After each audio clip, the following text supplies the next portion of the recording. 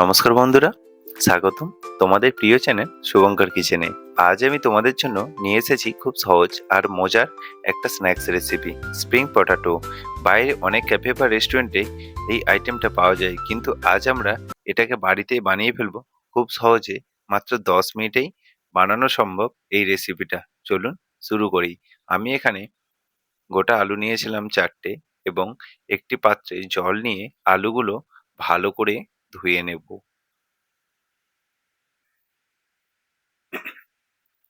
আলুগুলি ধোয়া হয়ে গেলে এরপর এর খোসাগুলি ছাড়িয়ে নিন। দেখুন, আমি এখানে একে একে সমস্ত আলুর খোসা কিন্তু ছাড়িয়ে নিয়েছি।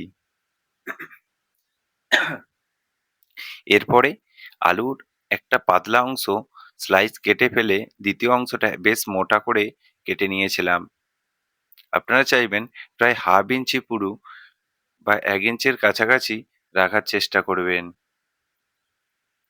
তাহলে স্প্রিং এর মতো একদম আলুর কাটটা আসবে। চলুন আমি এখানে সমস্ত আলু কেটে নিই।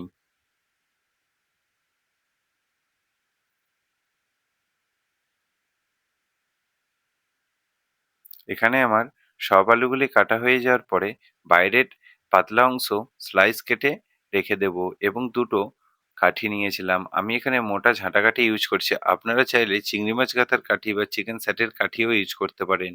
এরপরে ছুরি দিয়ে এরকম পাতলা করে স্লাইস করে প্রথমে সোজাভাবে কাট করে নেব, এবং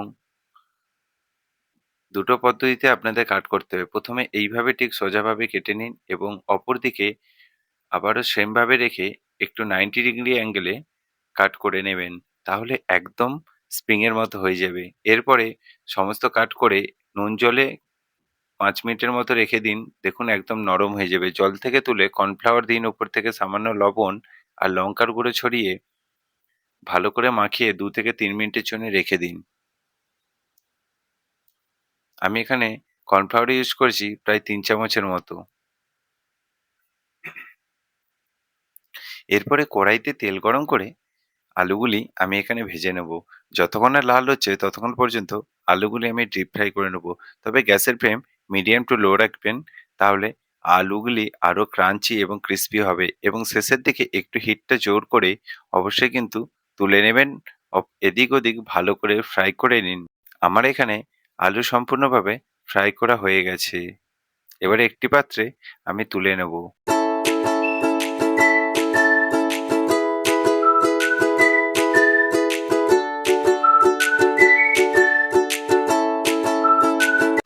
এবার ওপর থেকে অরিগ্যানো আর সামান্য পরিমাণ বিট লবণ আর টমেটো সসের সাথে পরিবেশন করব। চাইলে আপনারা উপর থেকে সামান্য পরিমাণ চাট মশলাও ছড়িয়ে দিতে পারেন, তাহলে খেতে আরো ভালো হবে। তাহলে আজকের এই রেসিপি আপনাদের কেমন লাগলো? যদি ভালো লাগে তাহলে আমার চ্যানেলটি লাইক, কমেন্ট, শেয়ার আর সাবস্ক্রাইব করতে ভুলবেন না।